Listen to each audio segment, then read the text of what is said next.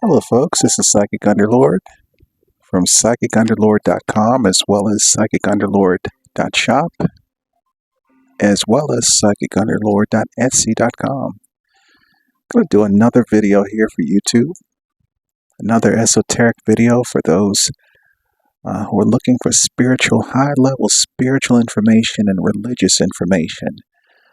This is going to clear up some things. Maybe there are some people who are living between dividing lines, living between understanding some things and not understanding others. If you ever had questions about Jesus Christ, questions about the devil, about Satan, about Lucifer, about all of these things, how does the Bible jibe with reality?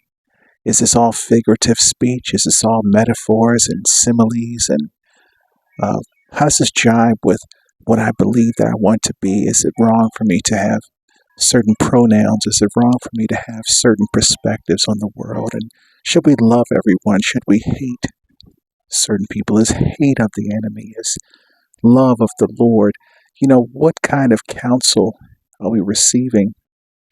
I would say that if you're receiving spiritual counsel from your church, then that would be sufficient for you to take the next step forward toward your spiritual assignment and the things that you should be doing in life. Don't let this overwhelm you if you're in the middle of something, if you are sensitive to information at this time in a spiritual darkness, perhaps on the edge of suicide or some type of emotional breakdown. This may be something that you can save into your file and pull up at any time, as well as once you review this. After reviewing this information, feel free to come back and review it again and again. The truth stays the same. Sometimes it's not either or, sometimes it's end and end. And these are the things that we need spiritual counseling on to be able to grow our understanding of the dominion of the Lord of all creation and all of his creation.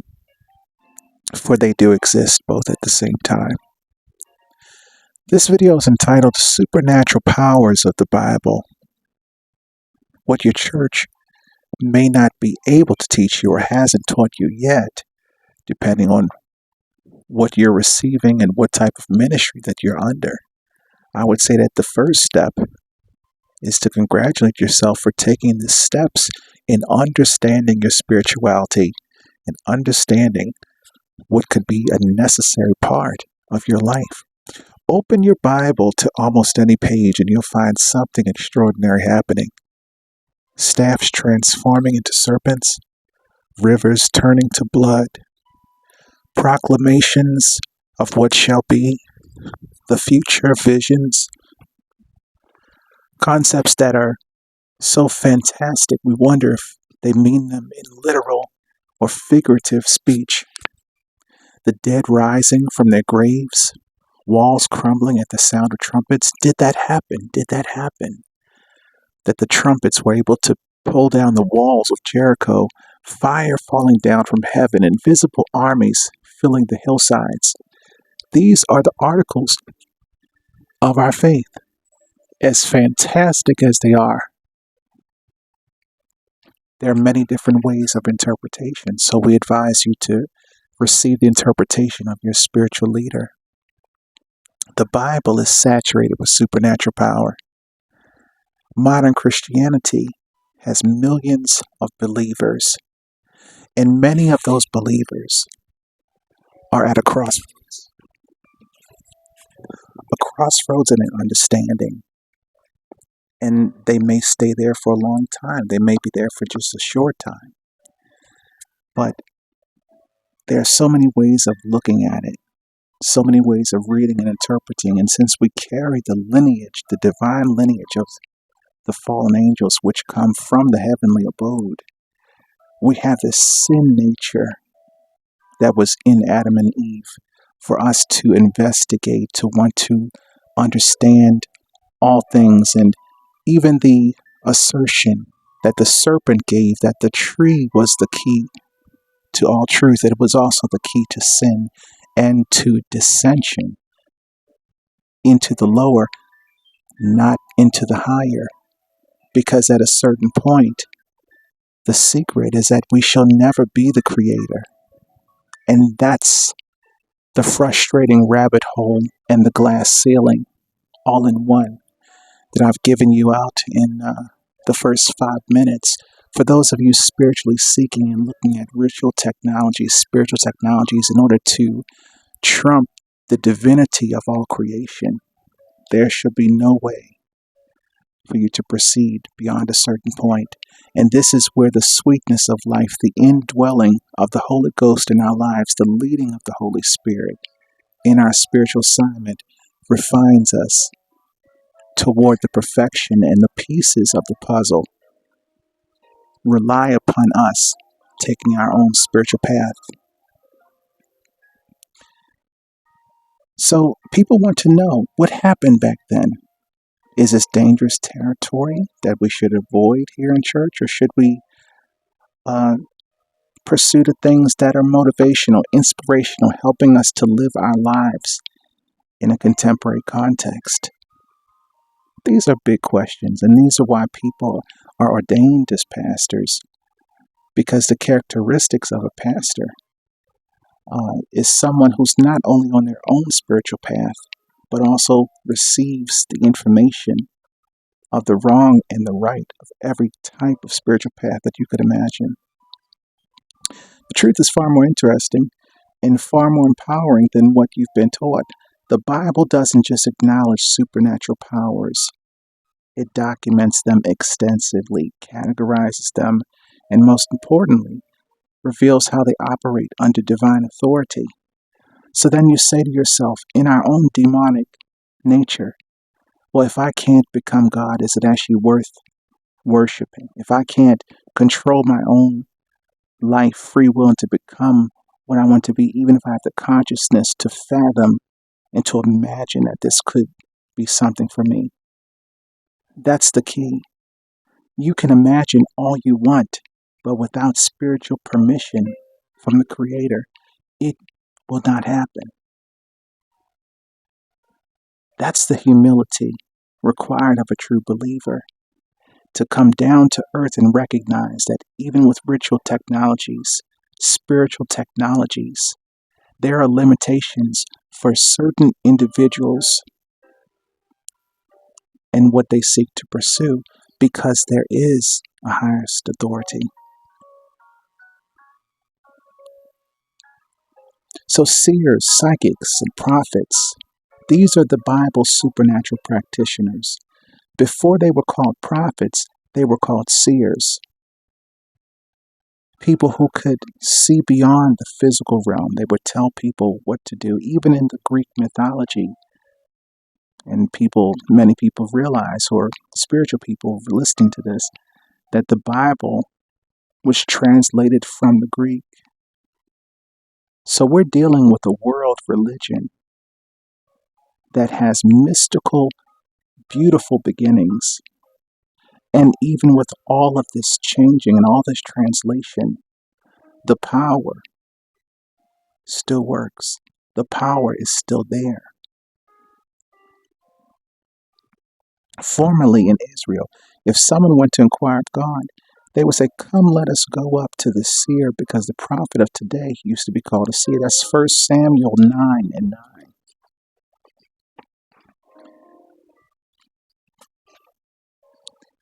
There weren't fringe figures or people on the outside. They were on the very center of public life and private life. People needed guidance to know what to do. They were respected members of Israelite society.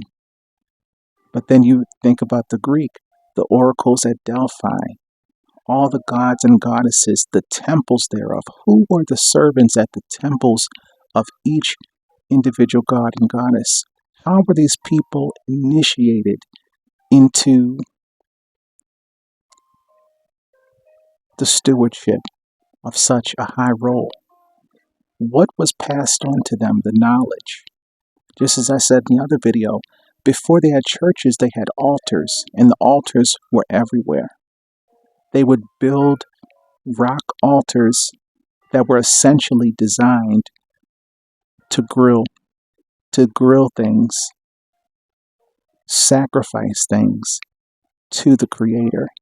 We even see in Mesoamerica, here in the West, and other civilizations throughout the world, blood sacrifice as a universal concept to the divine. So these people, they didn't need a college degree to know that there's something out there that has total control, because in a world where there was no law, they needed protection. They needed guidance. They needed something predictable. Religion created predictability in the lives of people based upon what they could expect, what's going on, and how to interpret what's actually going on in my life. Samuel saw Saul coming before he arrived and knew God had chosen him as king. Elisha saw the movements of enemy armies from miles away. Ezekiel saw visions of heavenly realms with beings of multiple faces, angelic beings, and wheels within wheels. The term changed, but the gift didn't. People possess this. This is a part of our divinity. Many people do possess psychic powers to, quote unquote, predict or foresee things that are occurring. Now, the manner in which they gather the information is psychic nonetheless, because it is the transmission of the truth, is the transmission of what has come to them. Even if it comes from tangential pieces that produces an effect. You can't say that, oh, because someone did a Google search, that on January the 3rd or sometime this year, they're going to become a terrorist. That's not psychic. Data, information, all that kind of stuff, that's not what I'm talking about. What I'm talking about is the receiving, and in the manner that they interpret the reception and the distribution of that knowledge is from the divine. You can do all the Google searching in the world. That doesn't mean you're actually going to go and move forward with whatever you're searching. You can be searching for hair extensions and never actually get your hair extended. You could be searching for a dentist and even like or share a dentist page, but never go to that dentist. What does it mean? There's a difference between hogwash and man's sense of arrogance and hubris compared to the psychic realm. So fortune telling, divination, runes, card reading, tea leaves, crystal balls, these are interpreted through the minds of the practitioner, and they return salient, clear information that comes through their spiritual experience and perhaps even their spiritual assignment. You don't know if a fortune teller actually has been on the road and the path to their spirituality, and it's been ordained that that's where they have to remain. You see a person sitting in a gas station. You assume what they make. You assume how they live. You assume what they're there for. You have no idea they could be sitting there under spiritual assignment. So the Bible condemns clear certain forms of divination that come from the enemy. And it also documents God's people using divination-like practices with divine approval. The Urim and the Thummim, sacred objects kept by the high priest in Israel, used to receive yes or no answers from God. There's such thing as dowsing rods, when people use the dowsing rods to determine, or the pendulum in psychic ritual technology, how to determine yes or no. There's all types of ways that people are able to glean information, and many times it's right. Me, myself, through my own card reading, I was actually able to predict months ahead the assassination attempt of President Trump, which was extremely shocking because I was specifically doing a reading for him, and then all of a sudden the guns came out. People are in danger, this and that. That did not come is something for YouTube clicks at all. And as a matter of fact, I would, in my right mind, definitely try to avoid talking about things that could be as extremely controversial as negative as someone having an assassination attempt. That's a lot.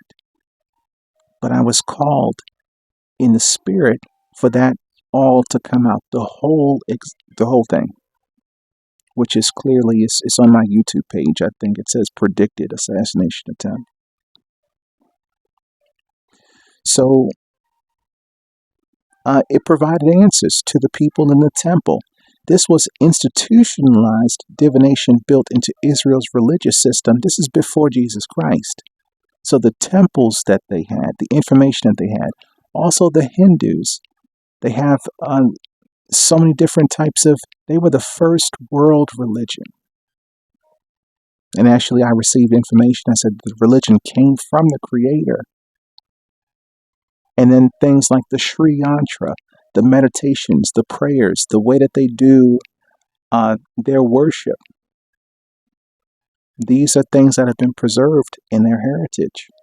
Casting lots, throwing stones, runes, used throughout Scripture to determine God's will. And someone, the practitioner, would look at what had fallen and they would be able to make a determination. The disciples cast lots to choose Matthias as Judas's replacement. The practice continued even after Pentecost.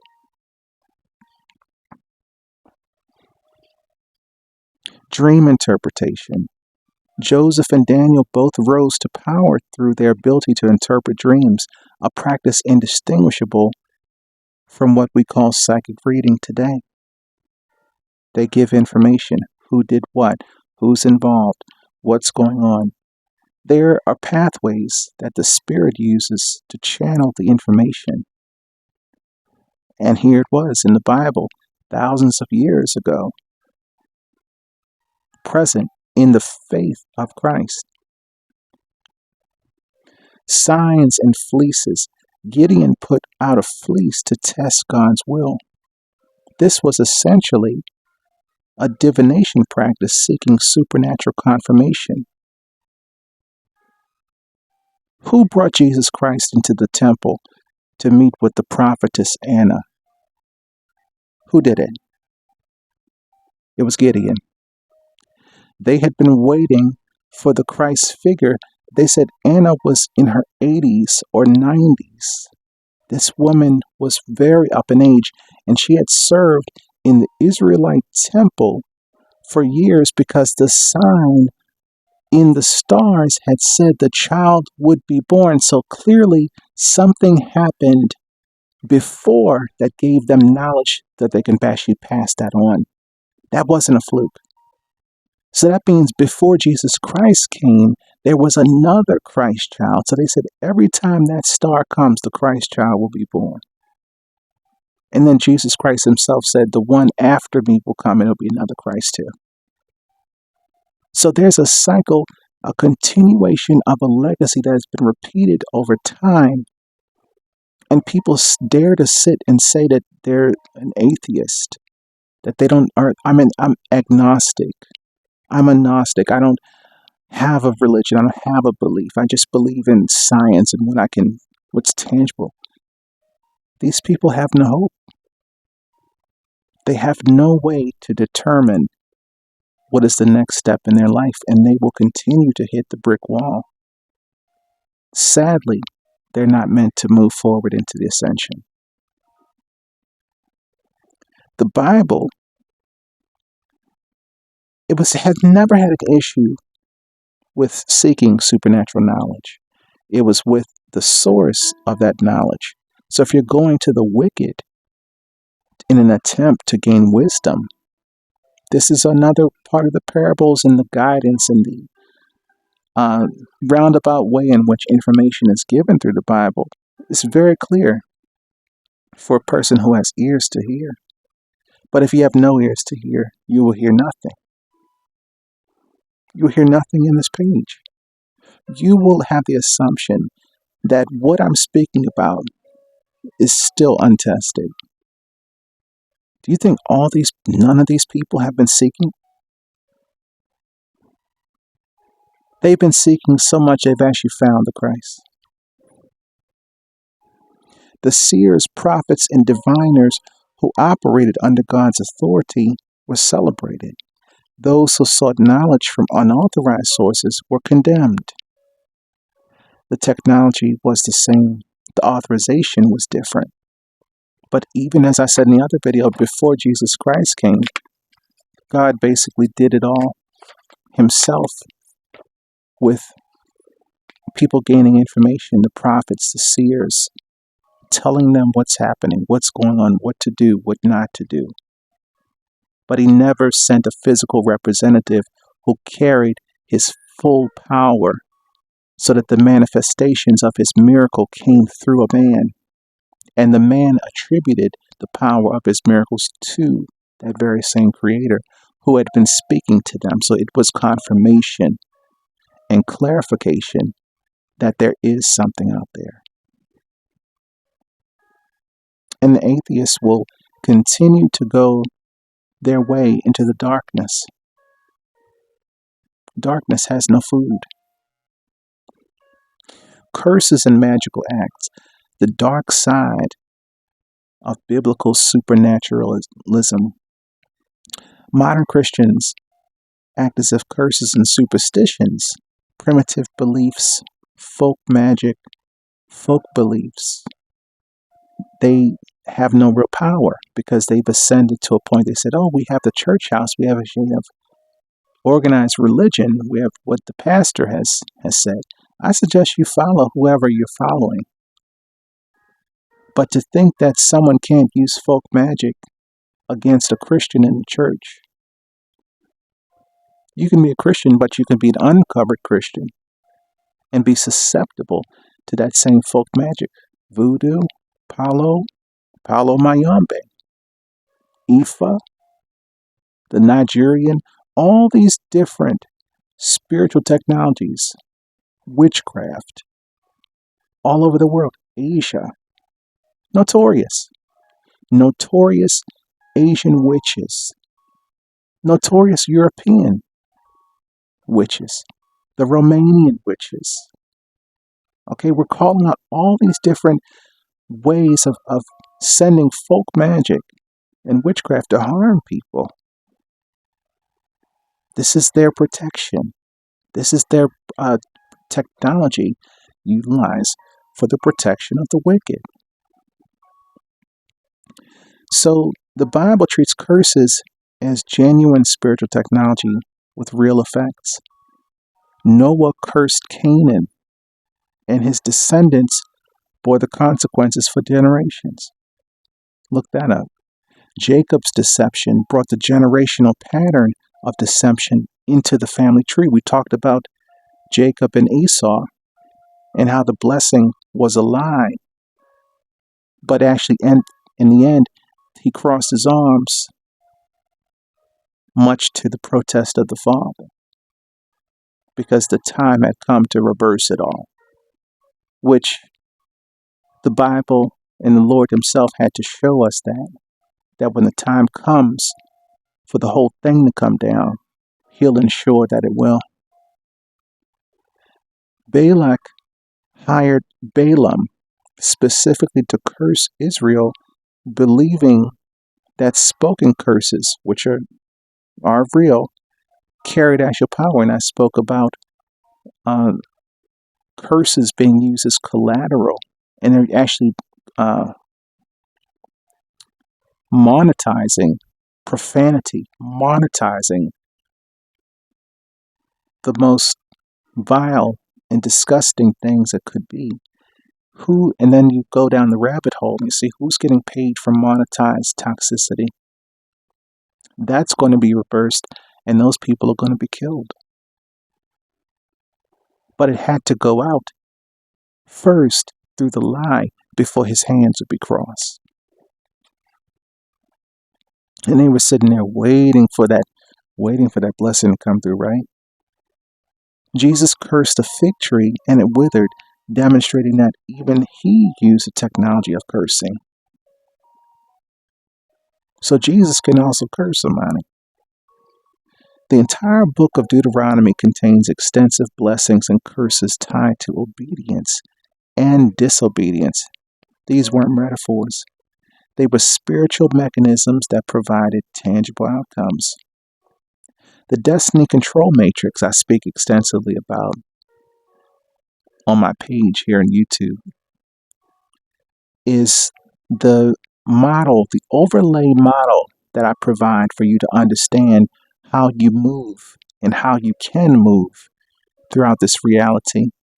Because you don't move through without making any decisions. Some kind of decision has to be made in the inside or either the outside. Who's making decisions about your life on the outside? It also goes back to your inside. What type of governance do you have spiritually that allows pathways to open and other pathways to close? It's not, you can't live this life frozen. This life will move you if you dare to stand still. If you dare to attempt to stand still, you will be moved because there are so many different moving parts as far as people, places, things that you can't guarantee pretty much anything. This is why people hold on so tight to things that they end up getting cancer from it. They end up getting sick because they're attempting to try to control reality when there is a higher power and his adjudication over your life is of the utmost importance. So you're being prepared based upon karma, your bloodline, just like we talked about the blessing of what the son, the bloodline. What if your parents had all types of things and people were cursing them and different so on forth? That goes through their blood in the moment of conception to their offspring. We talked about epigenetic DNA and why people have to get karmic cleansing. Because what your parents did, whether wrong or right, is going to pass on to you. Why do you have people who, by all intents and purposes, appear that they have some type of prosperity or blessing to some level, but their children don't seem to carry any semblance of what that could actually mean? So, not through genetics of what nature has provided, but in the memory, in the experience. If someone shoots you, even if they take the bullet out of you, the trauma of what happened to you is still there. Even if the bullet is removed and the flesh has been sewn up and healed, the memory of you being shot is in your mind and it's in your flesh. So that comes through the womb. If your parent chipped their tooth, they walked around with a chipped tooth their whole life. And then you turn around and look at their offspring and say, oh, your tooth is chipped as well, just like your father. How did that happen? Something allowed it to happen because something in your system had normalized what you saw and experienced, and you simply replicated what you saw. Whether that was a curse or blessing is up to anyone's guess. Because at the end of the day, nobody really cares about your life anyway. You have to care enough to know what you actually want out of it and what has to be fixed in order for you to receive properly through the correct system of the reality that we live in. It's not up for discussion. The refining of your character, your identity, your spiritual life, all those things, they matter when it comes to the expressions of your reality. So this is the biblical reality of generational curses, patterns, tendencies, and limitations passed down through bloodlines, but through the spiritual inheritance that all these things come through. Your tendencies, limitations, generational curses, all this stuff, your patterns, the way you act, your mental profile, all that is inherited. It's inherited at birth, as well as the experience and the overlay of all these things on top of what you've experienced.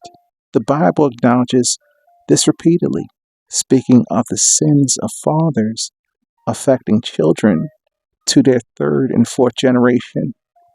Could that be that through the mixing of the DNA will actually reduce what is actually stored in that father's mind? So if your father was a mass murderer,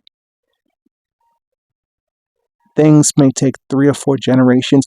Now, some people may not care. Some people may be intensely concerned and say, I don't want to be like my father who's in prison.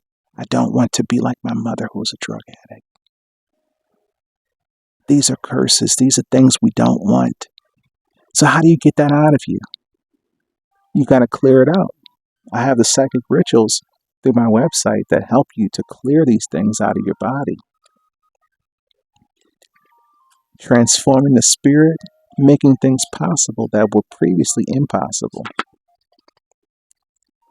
So magical acts of evil, the Bible doesn't hide from the reality of dark magic and confirms it directly.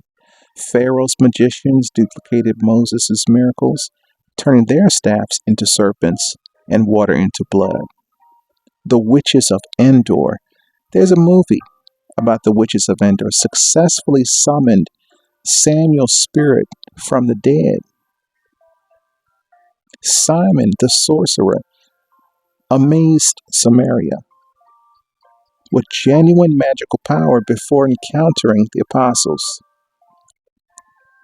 So Simon the sorcerer had magical control over Samaria.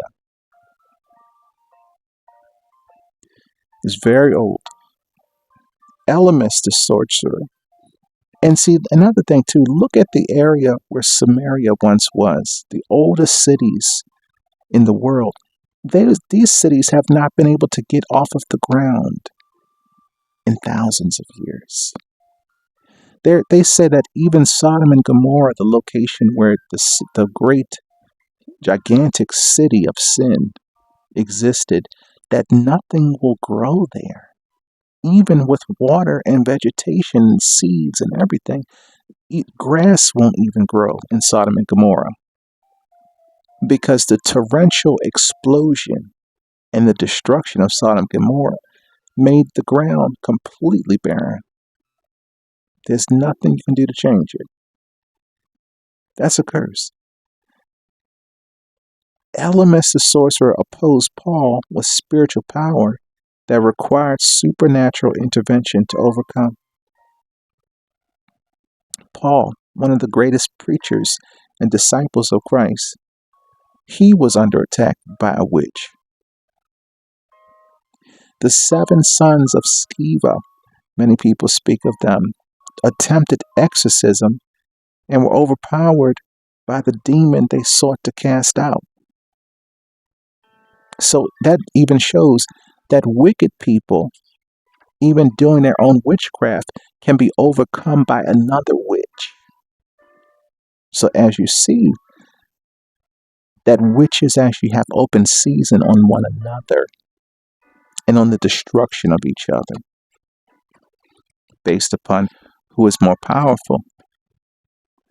So that's not up for discussion. And then people pretend to say, oh, well, if you're all on the side of the Christ, and that means all the witches are on the same side. Absolutely not. Power for power will destroy at the root. With witchcraft, they are also spirits and worship deities which provide very real outcomes for the ritual buyer. We're talking about spiritual companions. We're talking about conjured demons. We're talking about elementals such as physical items that have been cursed or have been imbued with some type of spiritual technology. And these things are all around the place. People are using, you don't know what people are using or what they really believe. The Bible never says these practitioners were performing tricks or illusions at all. It acknowledges that their power was as genuine while condemning its source and warning of its consequences. So those things actually happened, and they still do to this day. This is why many people, especially people who have mass amounts of influence, are being guided by people, whether ignorantly or through their own sense of wisdom. They have people that are witches that are going on tour with them. They have people that are satanic that are doing all kinds of rituals for them by phone, remotely. Do this for me, do that for me, do this to this person, all this kind. So they're managing the whole process of the outpouring spiritually from the dark side.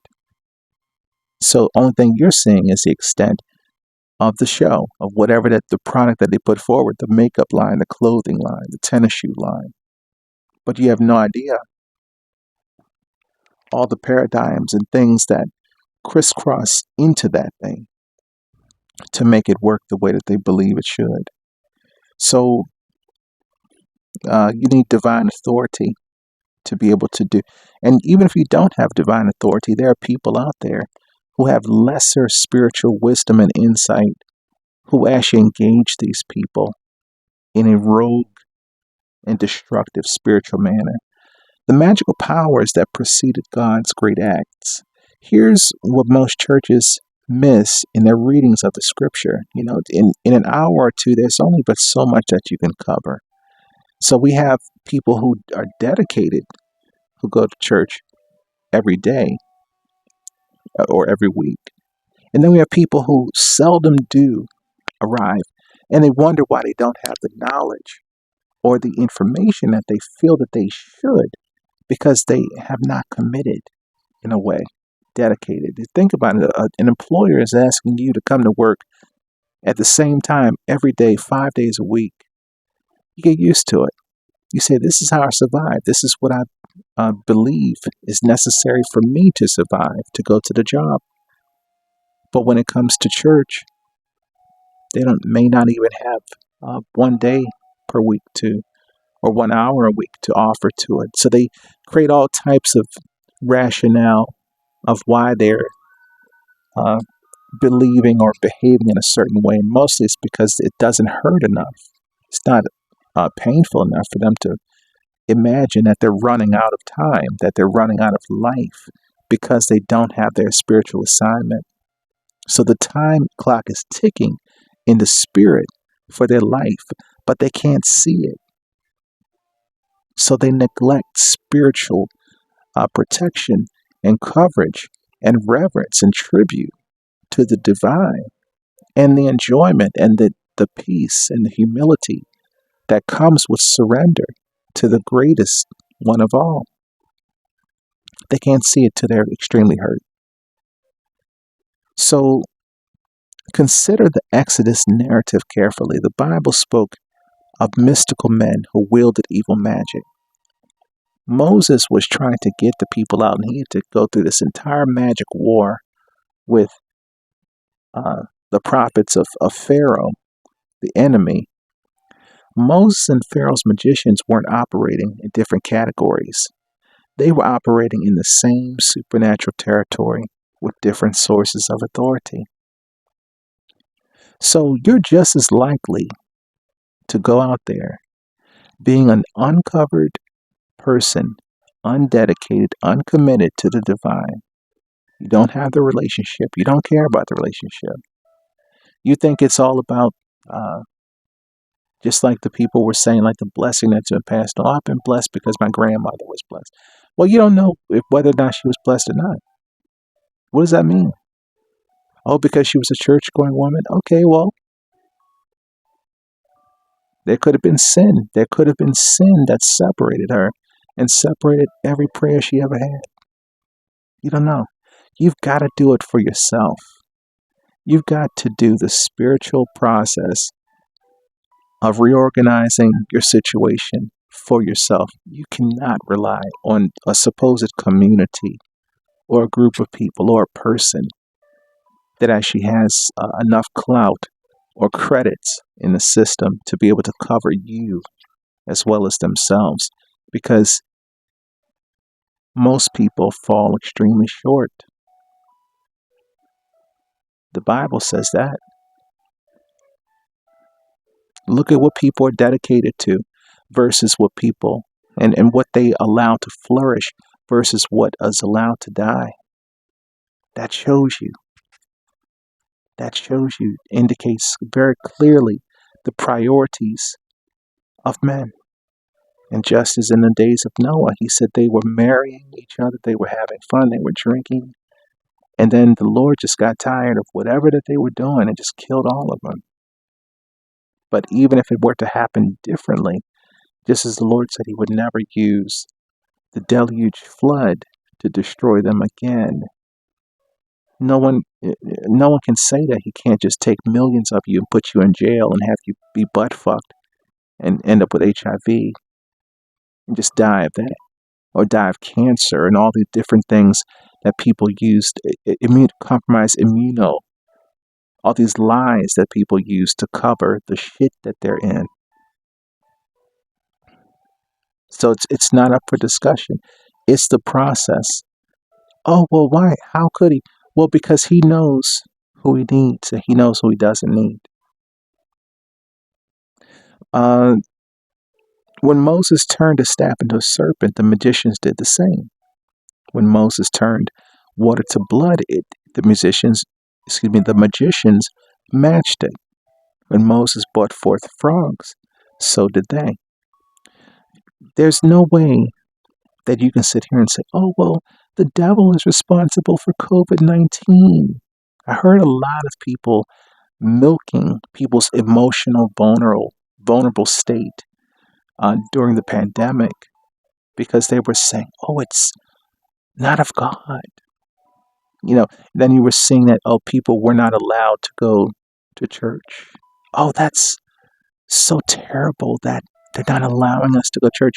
But then look at what the church before COVID was allowing, the foolishness that they were allowing.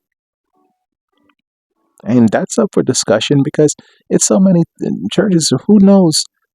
I'm not going to sit here and say that there's no life in all of them or the majority of them. I'm just going to say that there were a lot of things that were allowed to occur. And people sat on their hands. Some of them sat on their hands for decades.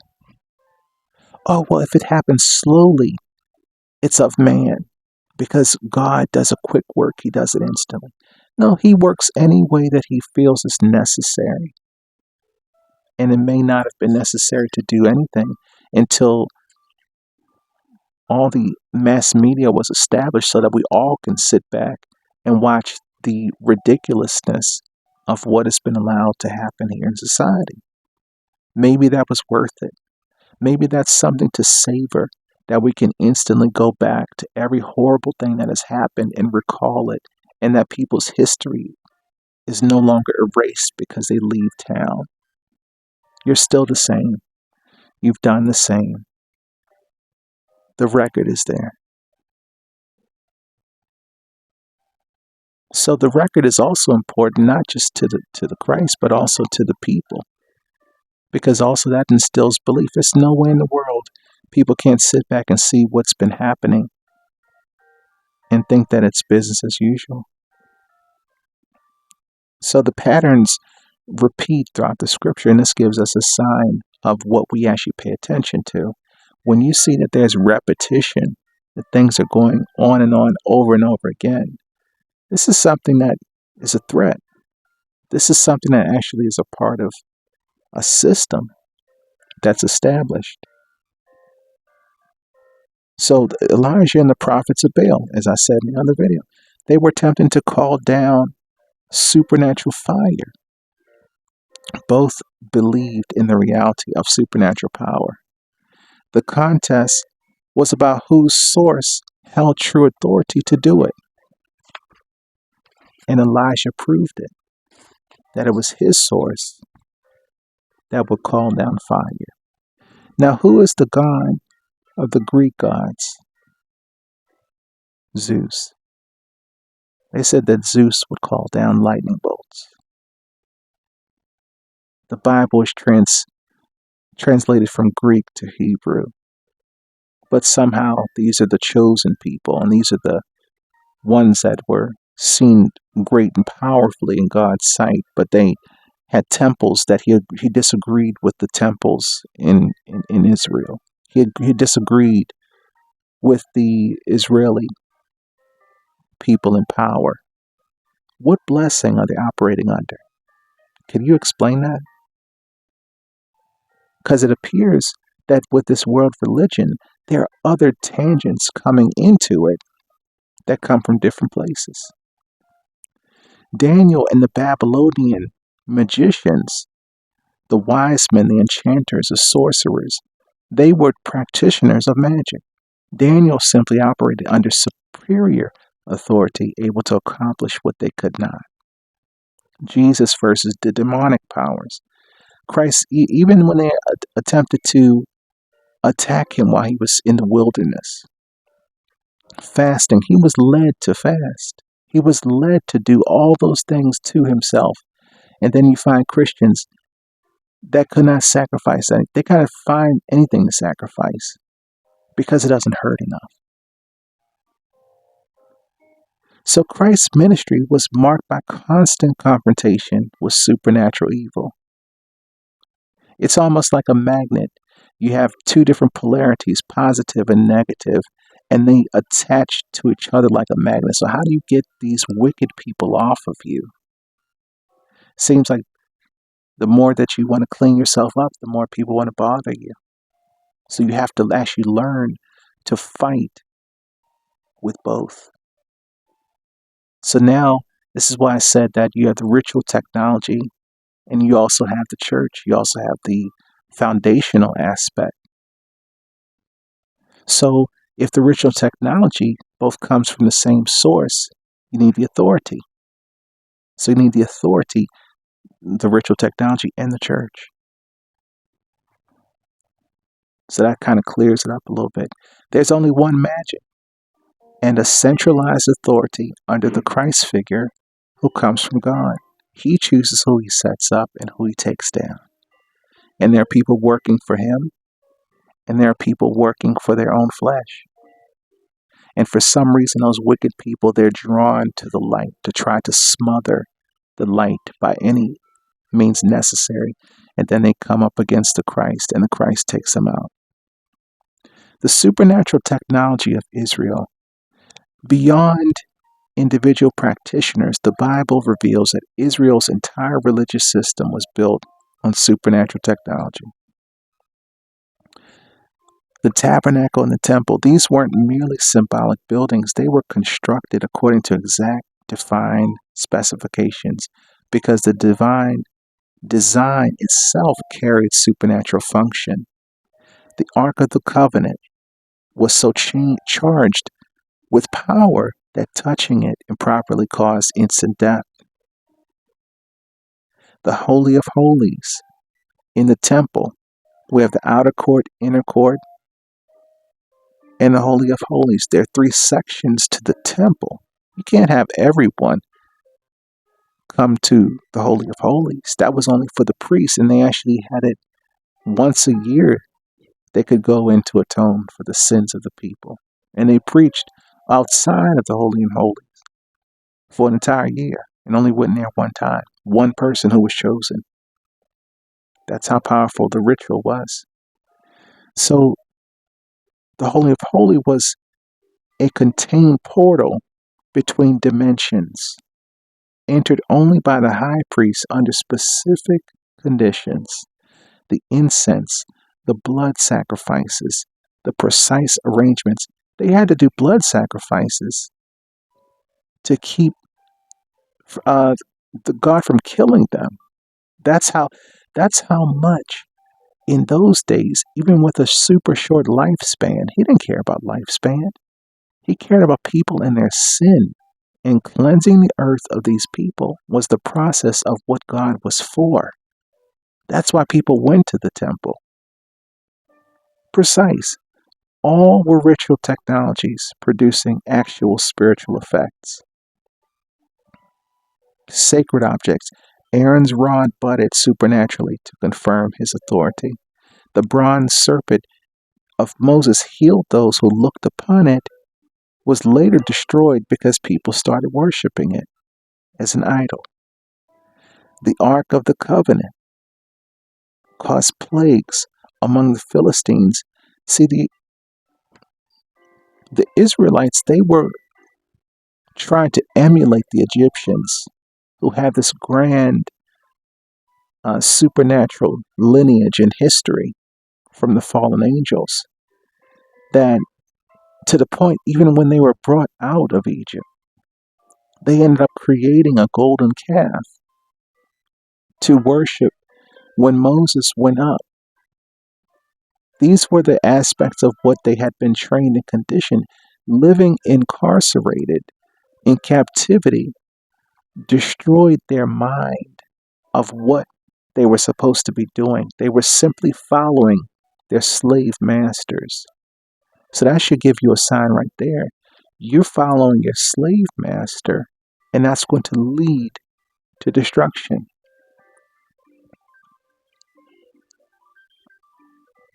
Who is your slave master at your job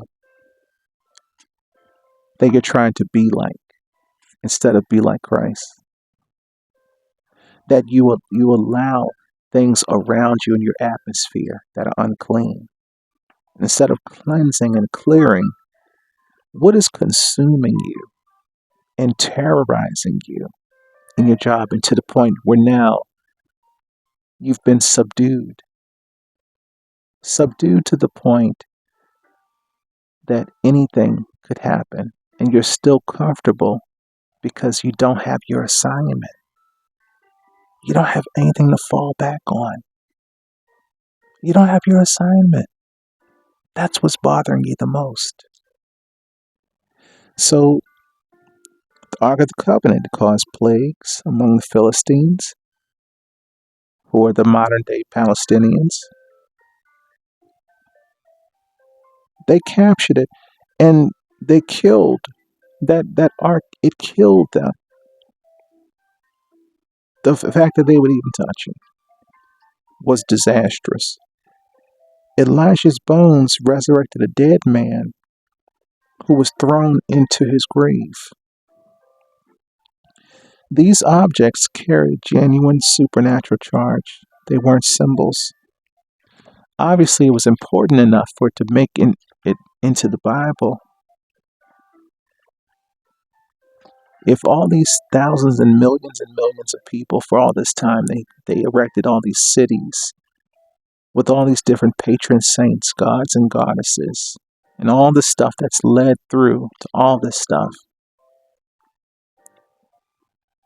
there had to have been some type of truth,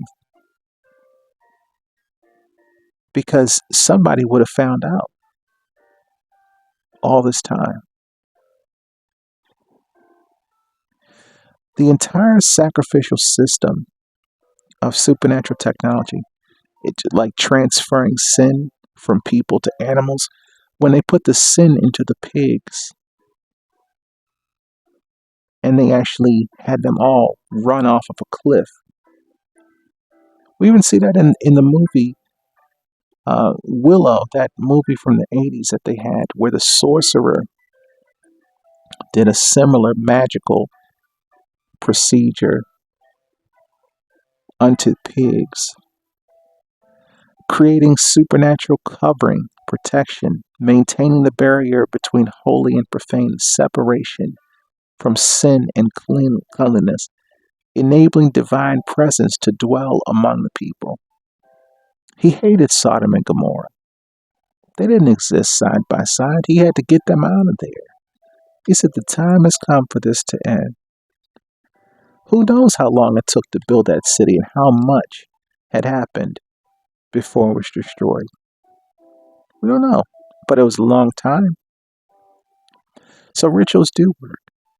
The supernatural power of the New Testament, that democratized the process because there was a new level of authority to clarify what could and could not.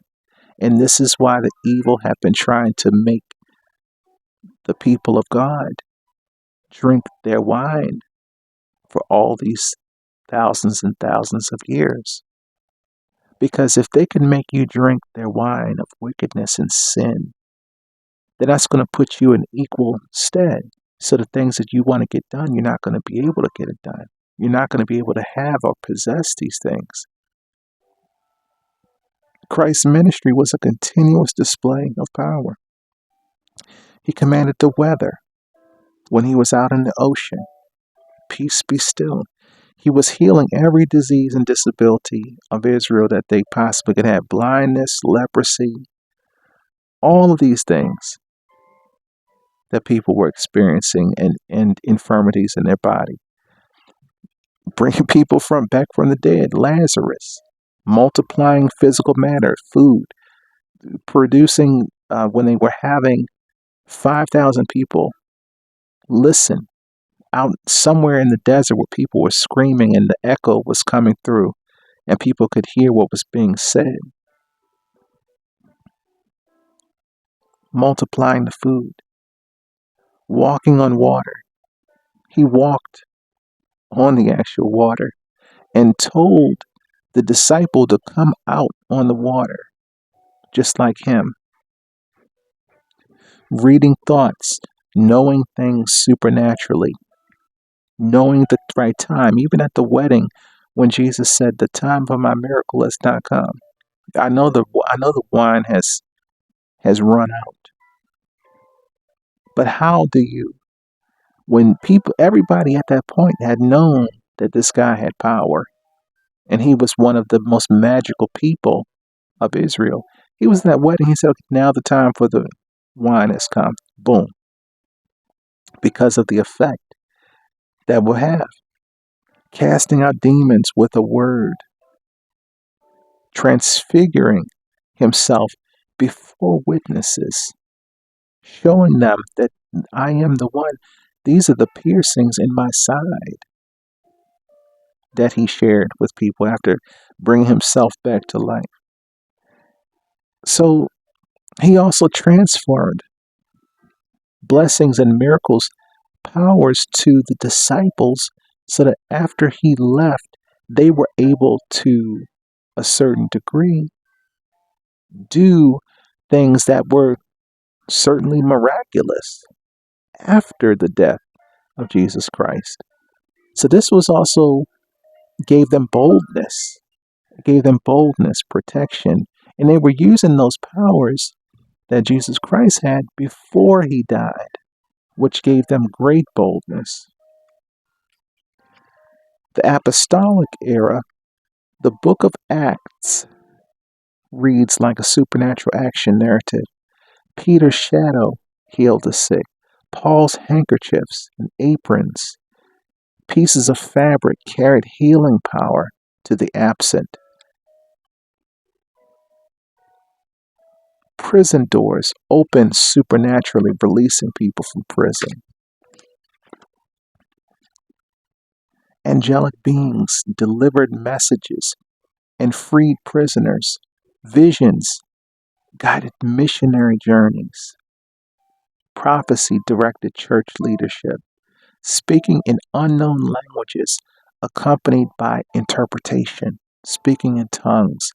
Discernment of spirits identified hidden realities of what is actually over people.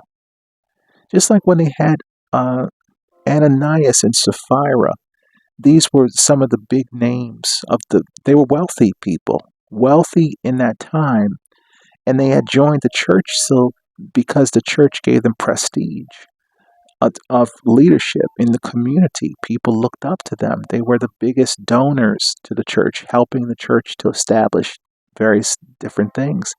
And one time, they had sold property and they were supposed to give a certain amount, and they lied, and they were put to death instantly by God in the church. So all the things they did up to that point where they lied were okay, but the one day that was not okay is when they lied. So that shows you right there that it's continuous. You can't just go into something like this and say, well, I'm just going to chill out on my Christianity. I'm just going to kind of like not be involved. You've got to continuously seek and pursue your own protection. You've got to pursue the process of refining yourself spiritually, because there's no way out once you've started. And if you haven't started, there's no way you can possibly get in without starting. So he's put us on a track that we know is very clear. There is a finite responsibility that we have as Christians to carry forward through our assignments as individuals. Your assignment may be to drive a food truck, or to work at Walmart, or to rise into management, or to move to Tennessee. Who knows? This is the process he takes you on based upon what is in you and what he has for you to do here in the world. So there's no confusion. So spiritual testing may involve spiritual mistakes. The mistakes expose us to the perfect answers beyond the demonic realm, and soon we're able to discern the answers and instruction from the angelic realm. So it's a process of discerning what you're being told and using that to step forward time and time and time again. That's the right rhythm and timing for your life, not the timing of, is it okay to go back to school? Is it okay to have a child? That's not the right timing. The right timing is what you're being told. And if you don't accept what you're being told, or you don't even inquire what you're being told, the only option is to allow those things to lead you to complete destruction and desiccation. If the Bible's filled with supernatural power, why does some people in the church not believe enough or move forward as quickly as you believe they should toward attempting supernatural things to be able to perhaps confirm the presence of the Lord within the church? Well, those people who are running church also need their own spiritual assignment. They may need time to gain their spiritual assignment so that they can be able to pass on what they know to you. And if you're already behind them spiritually, then it's up to you to be able to help the church to do whatever that you can to contribute so that you can be authentic. It's not about them being so high and you being extremely low and not moving forward. You have to move forward for yourself. It's your salvation. Ask about your own spiritual assignment, opening that door spiritually, waiting for the answer, listening, clarifying, writing, confirming. All those things are part of you receiving what you're supposed to receive. So there are difficult questions you may have. Feel free to ask the people in your church about certain things going on with you spiritually.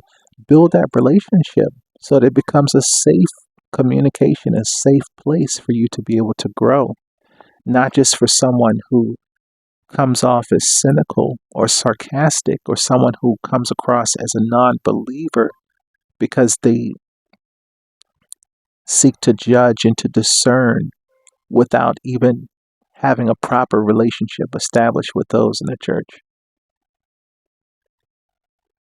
So discover spiritual technology in the church firstly.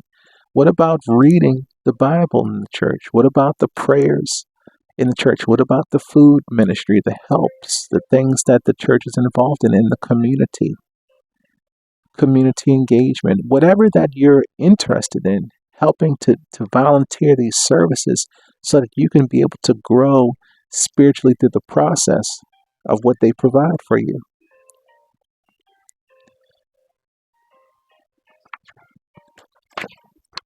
We know there's one magic. Just like the Lord created his own adversary, the devil was created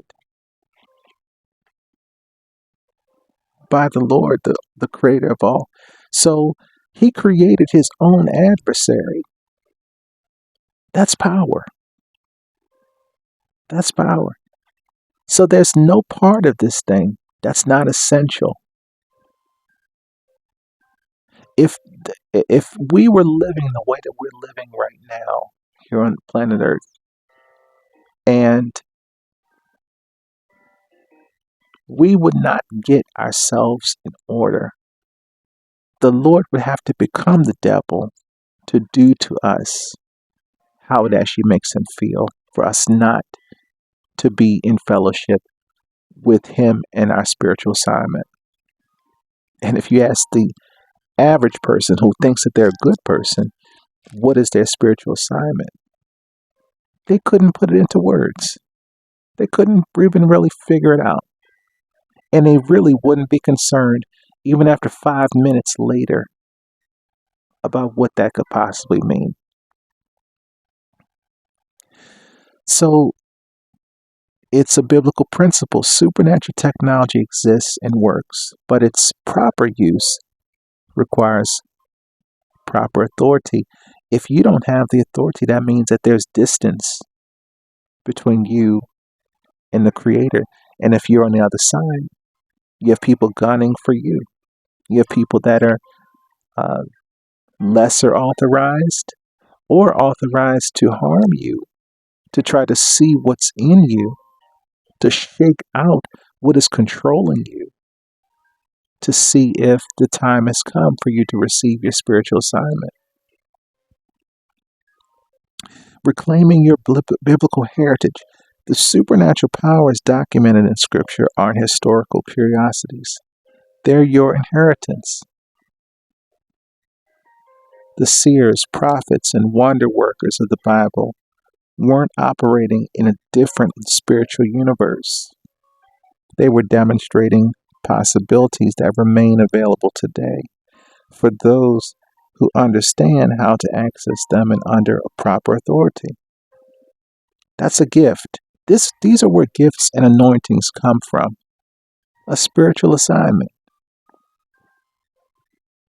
Because if you're anointed to do something and have a gift at something, and it's used improperly or against your spiritual assignment, that's a threat right there. So then you see people who are going through different things. So don't think that people, just because they can come up on a pulpit or they can sing or they can play an instrument or they have some kind of educational financial advantage or something, and they give a big check to the church, that they don't have opposition. They have lots of opposition, and sometimes opposition actually takes a shot and the shot goes through. So they have to, in their own personal lives, be very keen as to what their spiritual assignment actually is. So these people demonstrate possibilities that remain available. The curses affecting your bloodline can be broken. The blockages preventing you from prosperity can be cleared.